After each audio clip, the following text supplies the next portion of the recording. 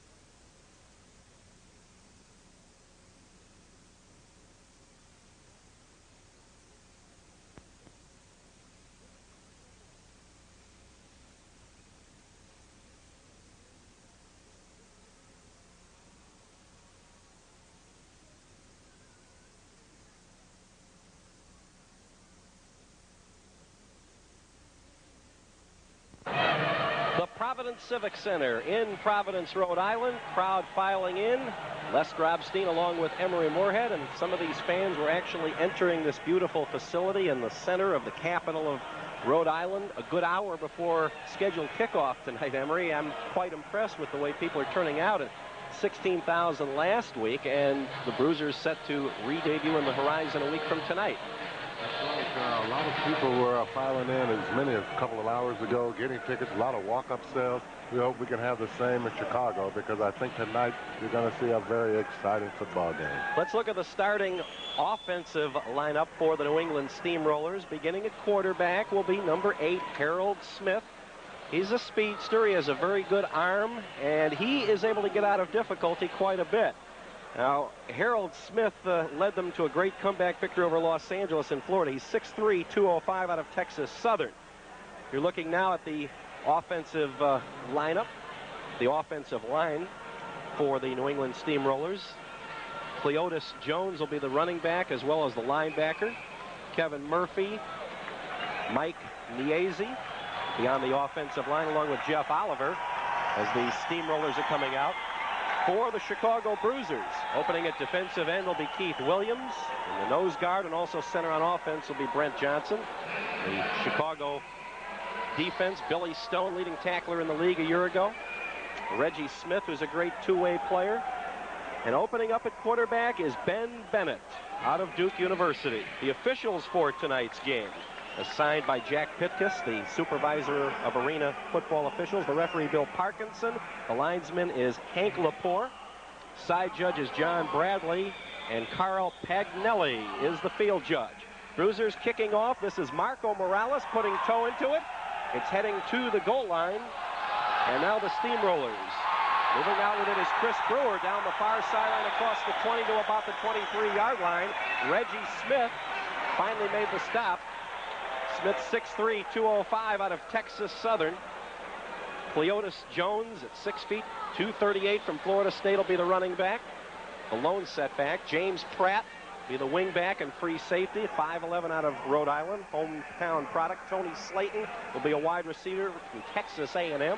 Jim Hockaday, a tight end and linebacker, almost as quick enough to be a wideout. Harold Smith has them lined up. 1st and 10. Dropping straight back to his 16, throws on the far side. The ball jarred loose, and it's an incomplete pass. Durwood Rockamore with a good hit there. Mike Niazzi, offensive lineman. Kevin Murphy out of Boston University, 6'3", 260, a big one. And Jeff Oliver here.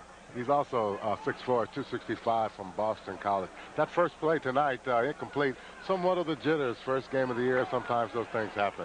Of course, Durwood Rockamore has some arena football experience with the Bruisers last year. Wide to the left goes Jim Pratt. And in motion, Tony Slayton. Smith is back.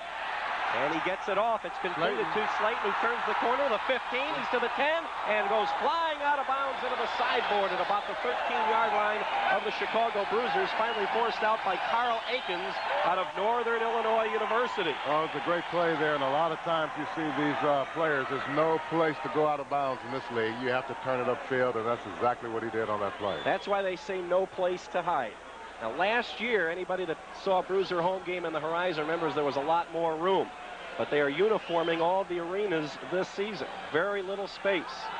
1st and goal to go. New England right off the bat. Smith on a draw play. Gives to Cletus Jones, and he gets down close to the 5. Reggie Smith was the first to make contact with him, and Jeff Faulkner finished him off. They're going to spot it just short of the 5-yard line, where it'll be 2nd down and goal to go. You see a lot of times in these games, there's not that much running, but as you can see, they're already down to the 6-yard line, so it's going to be a lot of scoring here tonight. It is tough to run it in from that distance in any brand of football, as you well know, Emery. Well wide to the left is Jim Hockaday. Smith, another draw play, hands off to Jones. He's into the end zone for the touchdown.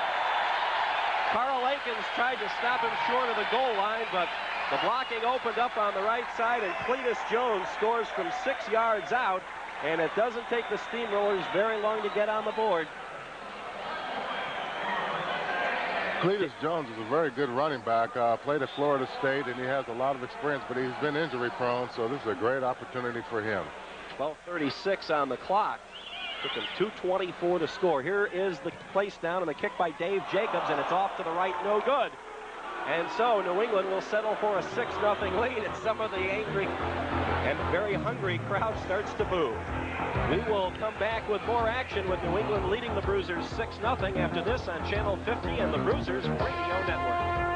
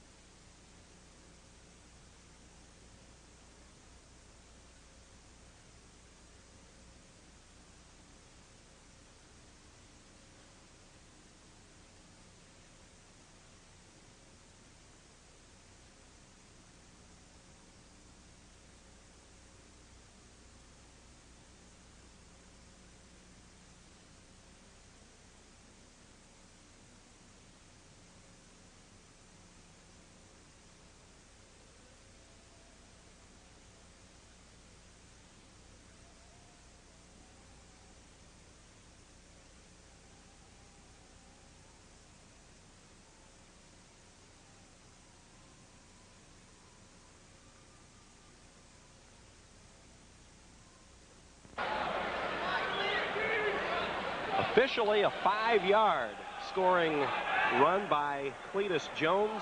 As again, Bruisers in there a little late. Carl Aikens trying to make the hit on him, and a very quick 6-0 lead. Fortunately for Chicago, Jacobs' PAT was no good, Emery, and now Jacobs will kick off, and Reggie Smith is standing about 6 yards deep in the 8-yard end zone. Well, Reggie's one of the most exciting returners in this league. Jacobs puts toe into it. It's a deep one, and Smith waits for it about 7 yards deep. He's out to the 5, looks for the hole, can't find it. He is nailed by a quick wall of orange Steamroller shirts at about the 12-yard line. Ben Bennett at 6'2", 200 out of Duke. You know what's this is the Bruiser lineup here. Billy Stone plays running back for him from Adams State, Colorado. Reggie Smith, of course, who just carried the ball out across the 11-yard line. Daryl Hart out of Lane College, 5'10", 173.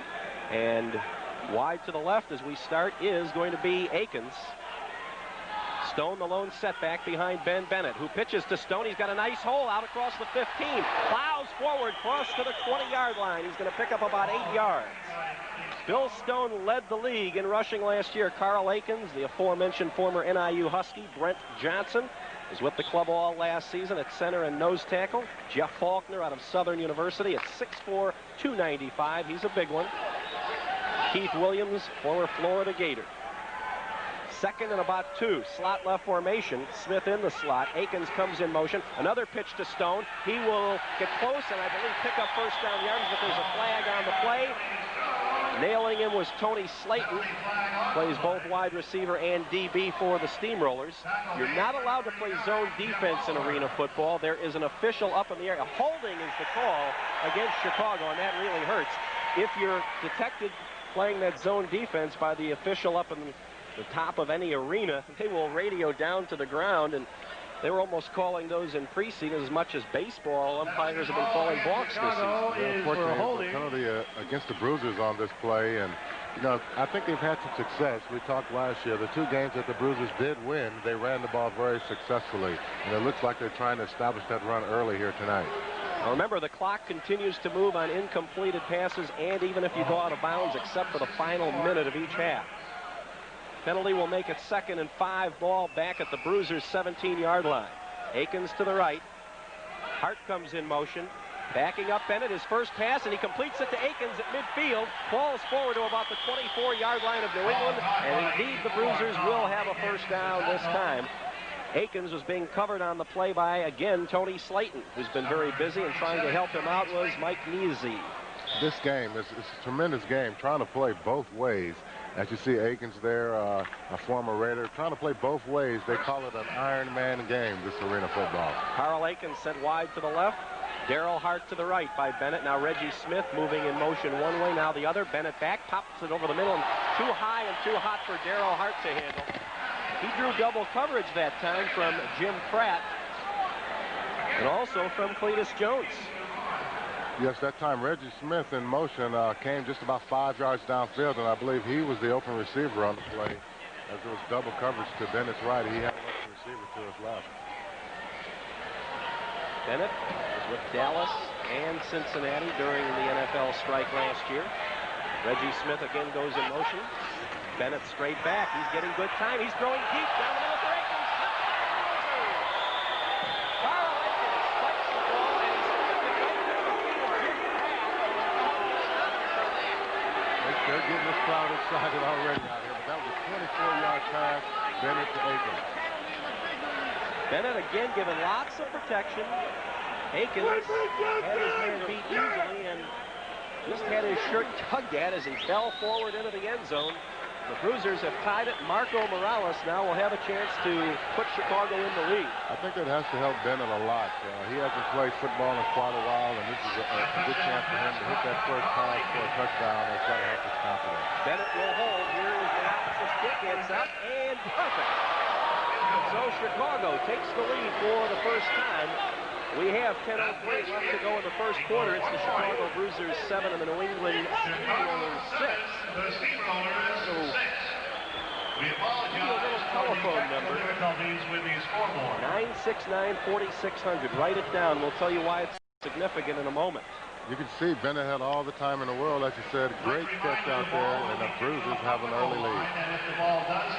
The reason that 969-4600 is an important number, the Bruisers selling season tickets and single-game tickets for the home opener against Cliff Branch and the LA Cobras a week from tonight right now. They're waiting to take your phone calls. Jerry Clark personally over at the Bruisers office as the kickoff hits one of the protective nets that they have up above the arena to protect the scoreboard. They don't want the football to hit the scoreboard. Now the rule is if a kick off or a field goal attempt hits one of the rafters or something that is hanging above the arena, the officials will spot the ball right there. So that is not a good break for Chicago, but a big one for the New England Steamrollers. They're going to get the ball at their own 23-yard line. You know, this game, all of a sudden, they're in plus territory already. They're already at the 27-yard line going in because of that bad break. Remember, the 25-yard line's midfield. Harold Smith throws complete and boy, it's ruled out of bounds. That's a close call over there. Making the catch, and he was absolutely slammed into the foul board by Gerwin Rockemore. I think Bob Fulford and the Blackhawks would be interested in that if Rockemore could skate. I tell you, the way he hit that board, this is not a game for the faint-hearted. It'll be 2nd down and 10. When they come up with that little quick pop pass over the middle, it is very difficult to cover, particularly indoors here. You don't have that much room. The width of the field also is half the field of the NFL side. Again, Smith straight back, looking. Lobs in the middle, complete inside the Bruiser 15-yard line to Jim Hockaday. Jim Hockaday, he's playing tight end and receiver here, and that's a great catch. We got a flag in the backfield. Holding is the preliminary indication right off the bat against the Steamrollers. So the quick pass over the middle to a wide-open Hockaday is going to be called back. The flag was thrown almost immediately after the ball was caught. So it will not be a first down. 2 first downs, one on each club, nullified by a holding call. And the ball will be moved back just inside New England's 19-yard line. When you have just 3 offensive linemen up there, at times it seems, you know, you're always on an island because there's nobody around to help you out. You can't get help inside. It's one-on-one down there in the trenches, and sometimes you just got to reach back and hold. Hockaday to the right, Pratt to the left. Backing up Smith, gets modest pressure. Now he's throwing deep, man wide open. This is going to be one heck of a game out here tonight. Double coverage back there. Carl Aikens and Daryl Hart were both there, but Hockaday was able to split right between them. Billy Stone was trying to break through him. They have a lot of good protection in there all day to pass, and this guy right here can pass. I really think Harold Smith is a fine thrower. Good catch by Hockaday. He's going to be a key person. I think it's a little bit too big for some of those defensive backs to handle. There are some good ones in the league. 8:36 on the clock. Point after touchdown. And a horrible stuff right back to the 10-yard line. A drop kick. Kicking and it doesn't have a prayer. If you drop kick a PAT successfully, you get 2 points. And if you drop kick a field goal, you get 4. So once again, New England fails to convert. And so with 8:38 left to go in the opening quarter. 12-7 New England. Now this time out on Channel 50 and the Bruisers Radio Network.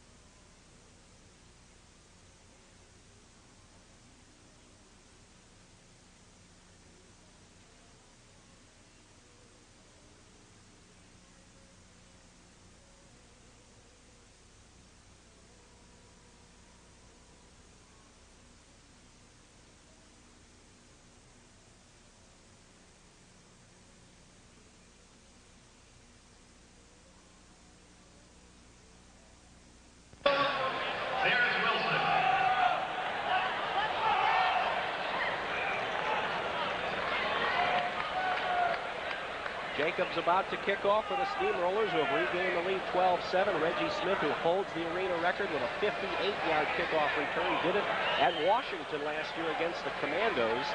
Most of the Washington players are in Detroit now. Dave Jacobs. The Bruisers' 2 victories last season were against those Commandos.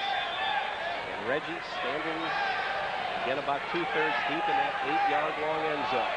Jacobs approaches, hits a line drive. Smith will tip it, and it goes over the goal line underneath the net, so there will be no return. It's a touchback, and the ball will be moved out to the 5-yard line, which is not the greatest field position, but it doesn't take much to throw a 45-yard TD pass. That's right. They're almost at half course. And immediately the clock starts to move. Hockaday, a 32-yard touchdown reception from Harold Smith. First TD pass of the game for Smith after Bennett had thrown a 24-yarder to Carl Aikens to give the Bruisers the lead. They stack the right side, double slot right. Now going in motion is Aikens, dropping back Bennett. Quick pass and Reggie Smith can't handle it. He's sidearmed it for Reggie. Managed to get a hand down the ball. Would have been a tough catch, I think. Well, you know, with this field being half the normal size, those little out patterns, you have to hit them immediately because they're almost at the out of bounds as soon as they get to the line of scrimmage. It's a tough pass to complete, but those are the kind of passes you have to complete to move the football because of the nature and the shortness of the field. Inside of 8 minutes to the first quarter, 12-7 New England, 2nd and 10 Bruisers. Reggie Smith in motion, backing up in the end zone. Bennett, he's throwing deep again for Aikens. He makes a beautiful catch inside the 15-yard line, brought down at the 13 by Jim Pratt from behind. If he would have had just another half a step, he was gone. Yeah, this is a good play here. You see the catch here, but Pratt, he's a wide receiver. He's playing defense probably for the first time since high school. That's, I think, is the reason why you have so much scoring in this league. Did an outstanding job for the NIU Huskies, who have now become an independent, of course, in college football. And you know Northern is going to play Nebraska in a couple of years. Oh, my goodness. They played Miami, Florida 2 years ago. 1st and 10 Bruisers. Little pitch back to Billy Stone. Goes around the left side. Ball played beautifully. The original hit made by Jeff Oliver coming up from his linebacker spot, but the very powerful Billy Stone fell forward and turned what looked like nothing into about a 2 or 3 yard gain. Let's call it 2. Yeah, Stone is a very good football player. He was voted by the league as the outstanding football player to play both offense and defense, the Iron Man Award. Coming wide to the left will be Darrell Hart on 2nd and a short 8, we'll call it. Aikens to the right. Now Hart goes in motion. Bennett straight back. Lobbing an alley-oop to Reggie Smith. Touchdown! Reggie Smith on an alley-oop lob. It was, I think, what Ben Bennett was trying to do, and Reggie was able to get behind Chris Brewer, who played with the Spare Bears during the strike. Reggie beat him immediately at the line of scrimmage, and he could not keep up with him. Just a quick move off the line of scrimmage, and he beat his man, had too much speed for him to cover. We've seen a lot of scoring in this game already, and it's still 6 minutes to go in the first quarter. 6:19 in the first quarter. Like that little jitterbug that he did at the end there to stay in, but once he was already in the end zone, not at the end line, it didn't matter. Here's Morales' PAT. He drills another one. It's perfect. Clock shows 6 minutes and 15 seconds to go in the first quarter. And it's now the Chicago Bruisers 14, the New England Steamrollers 12. We'll keep it right here.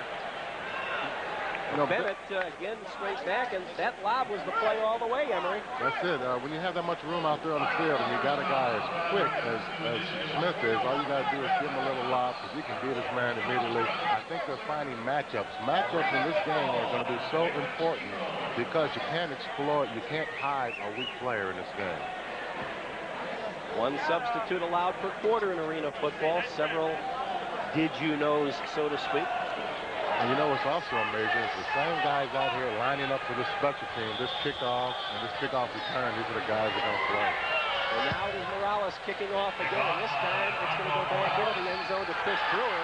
The ex-Denver Dynamite comes across the 5, breaks loose across the 10, and fell across the 15-yard line where he was finally brought down by Mike McCurry, who was with the Bruisers last season. Pretty good run for Brewer. Brewer also played with the Denver Broncos in 1984, originally drafted by them, played for them in 84. Was with the Spare Bears again? Played for the Spare Bears as a running back. So. Although, you guys don't like to talk about those fellas too much yet, do you? Well, those guys, these are the guys right here that are playing, and they're looking for a job, and they've got a job out here tonight, and I'm sure they're extremely happy to play. The fans seem to really be into this game here in Providence, Rhode Island. Hockaday goes wide to the right now. Pratt to the left. Harold Smith, straight back again. Lots of time, throws to the sideline, complete to Hockaday, and wrestled out of bounds on the far side by Rufus Bess, who has checked into the lineup for the first time for the Bruisers. 5'9", 185 from South Carolina State. I remember that guy. I played against him. He played in Minnesota for about 8 years. He is a former NFL vet indeed. Once again, lots of time for Harold Smith, Emery. He's getting plenty of time, and he's got receivers open all over the place. And here he makes it's a nice play. And unfortunately, in this game, you can't get out of bounds. You just got to turn it up. Once again, Hockaday left. Smith back on 2nd and 2. He's at his own 50. Throwing a deep bomb into the end zone, and it's going to be incomplete. On the near side, doing some coverage back there for the Bruisers is Gerwood Rockamore, who's one of their best. He was added at the midway point of last season to really stabilize what to that point was a shaky secondary. The intended receiver was Tony Slayton. Well, Rockamore played entirely last year, except for the opening game. He played with the Buffalo Bills, and he got free. He was able to go here tonight and play, and he told me he's intent on signing with the Buffalo Bills again right after this league and play some more football. It'll be 3rd and 2. We could see a field goal attempt if the Bruisers could hold. It'll be a running play, and it'll be easy first down yardage. He played quite a bit in the exhibition game in which the New England Steamrollers won. We've got 4:20 and turning for quarter number 1. 1st and 10 for the New England Steamrollers. Bianchini goes 5'8", 190 out of Hofstra, which is really not noted for its football, but this kid is strong and real battler. That's the advantage, I think, of arena football. There are players that maybe cannot play in the NFL, but they're a very good football player, and they're getting an opportunity to play and to continue to play what they like to do. Hockaday split.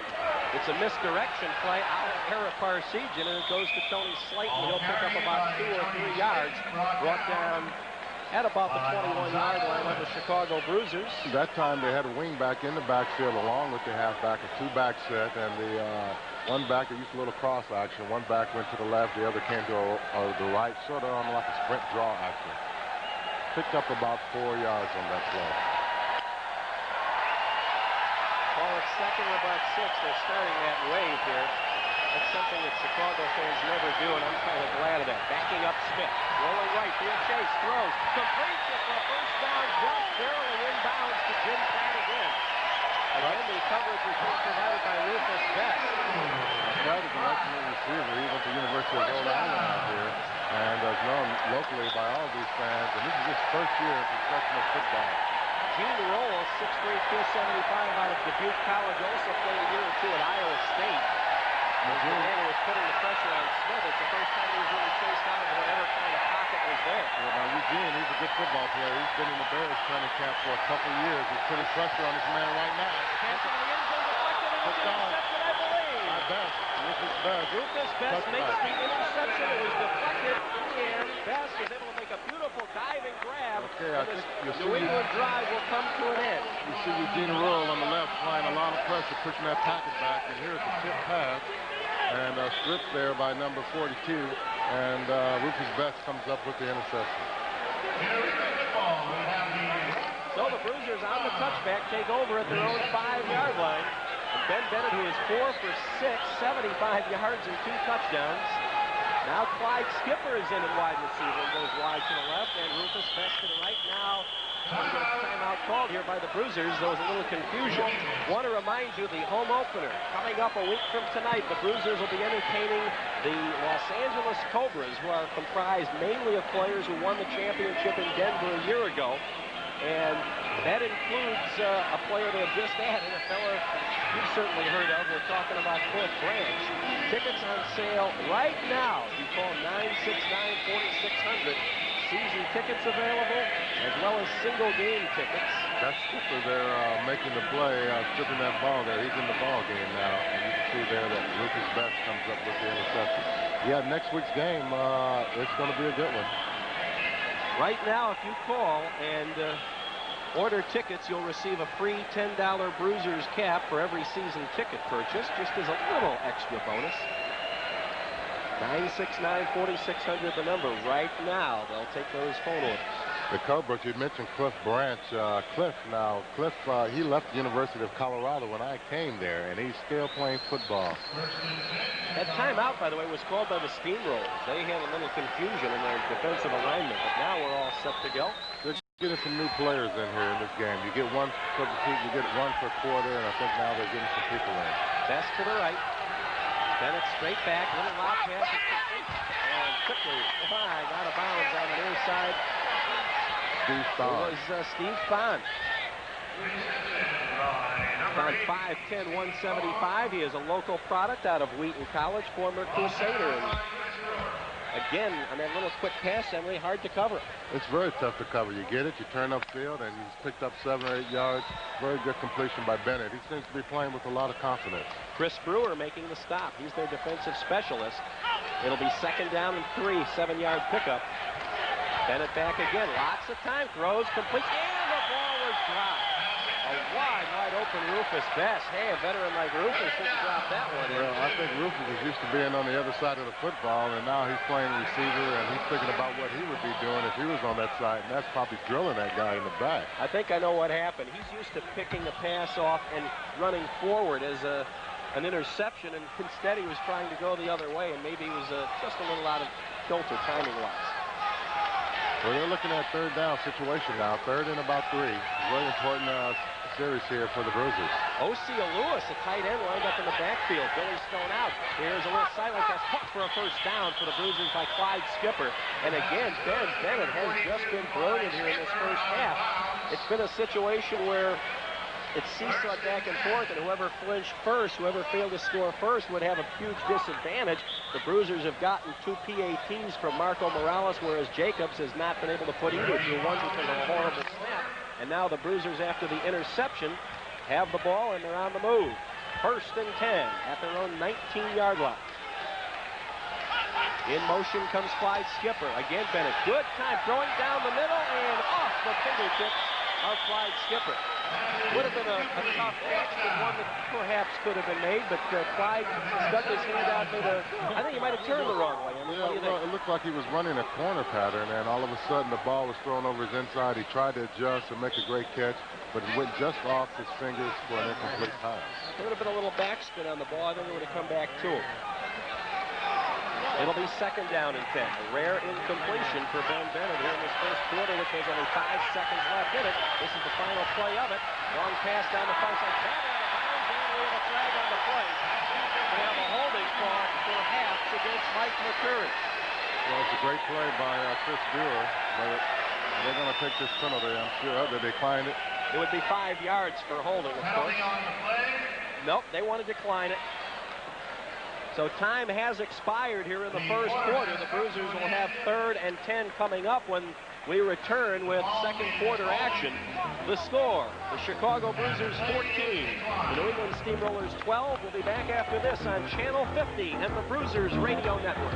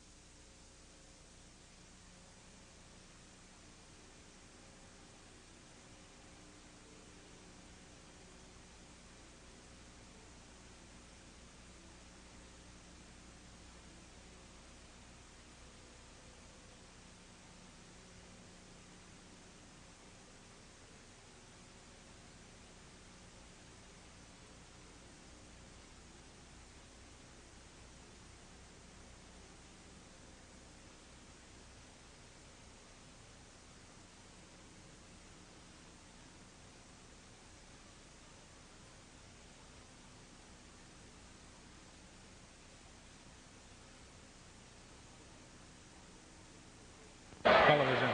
All right, you get to look here at some of the New England Steamrollers cheerleaders. And wait till you see the Chicago Bruisers cheerleaders next week.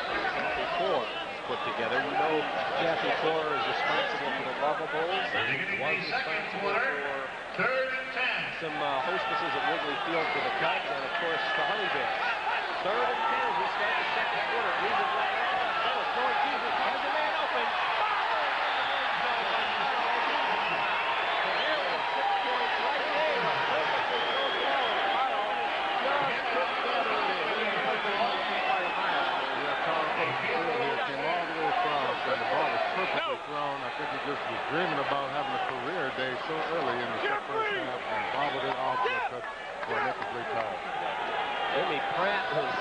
beaten by a good 4 steps on that play. So we will see the first field goal attempt.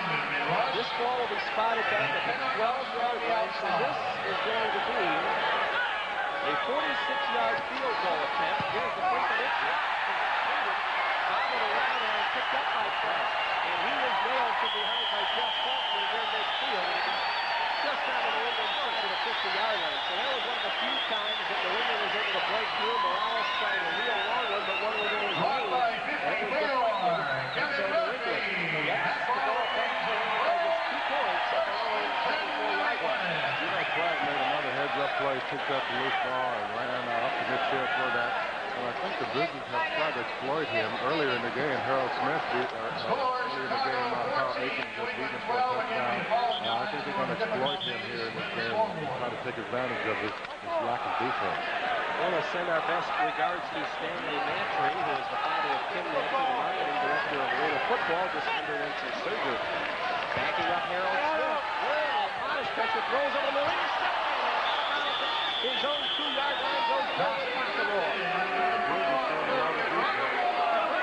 Derwin Rockamore was able to jump in front of Tony Slayton that time. There was very modest pressure being put on by Brent Johnson. Perfectly thrown spiral. Yeah, it was just a great play by Rockamore. He cut in front of him and made the catch.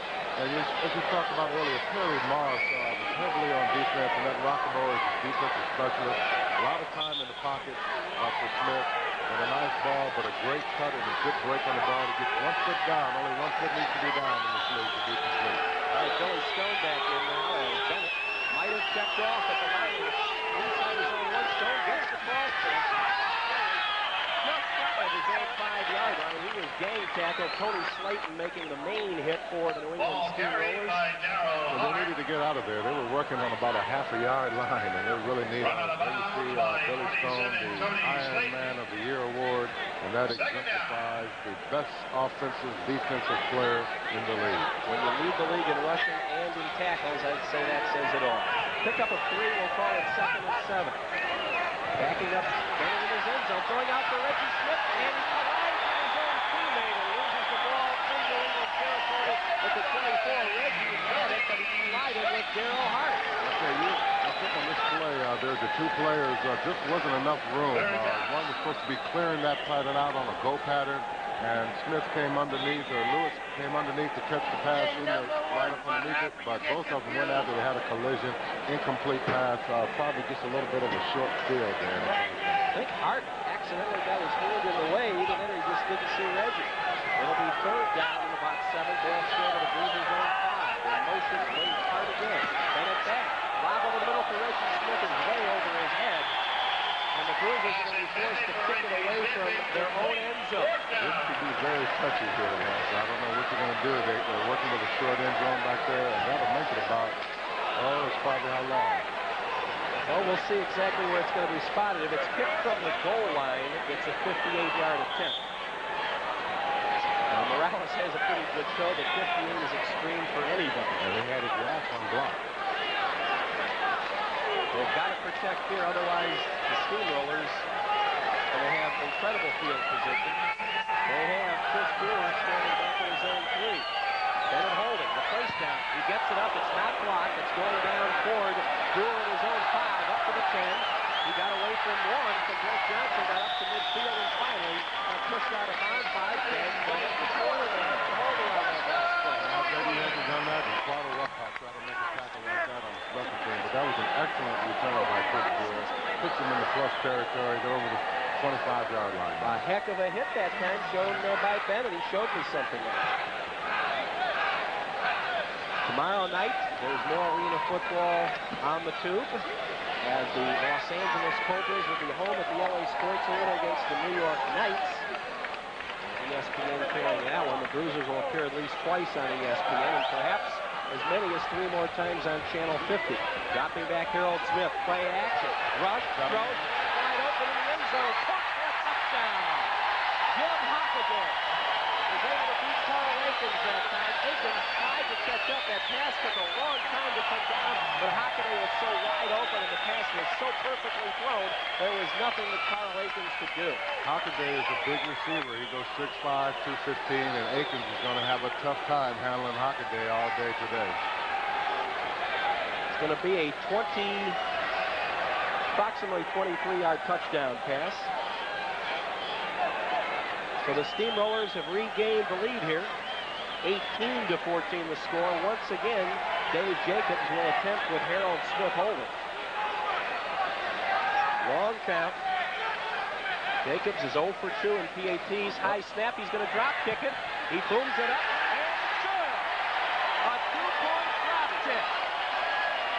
Put through by Dave Jacobs. They bent the snap to the holder.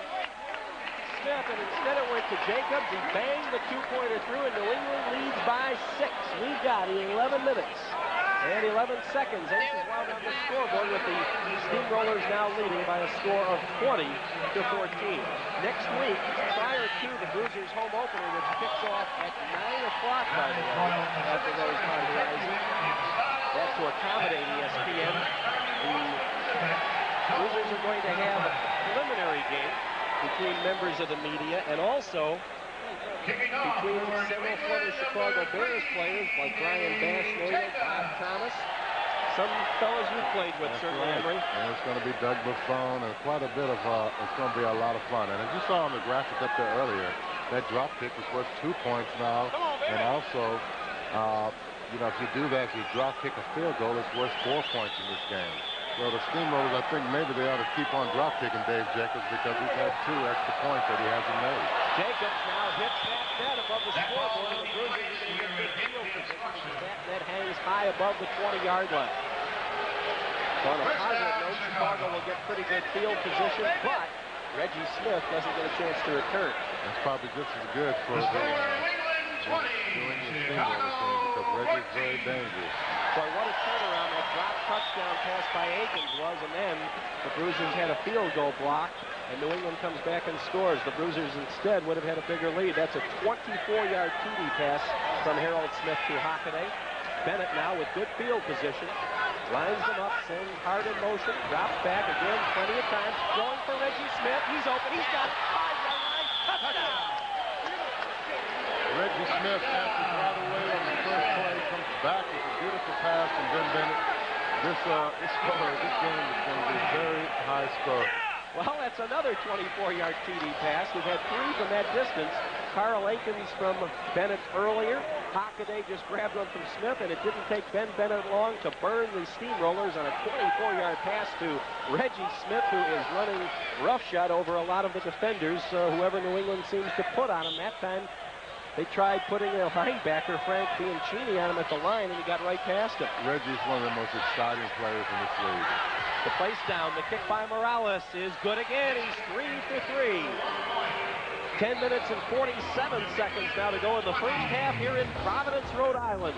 It's the Chicago Bruisers 21, the New England Steamrollers 20. More after this on Channel 13, the Bruisers.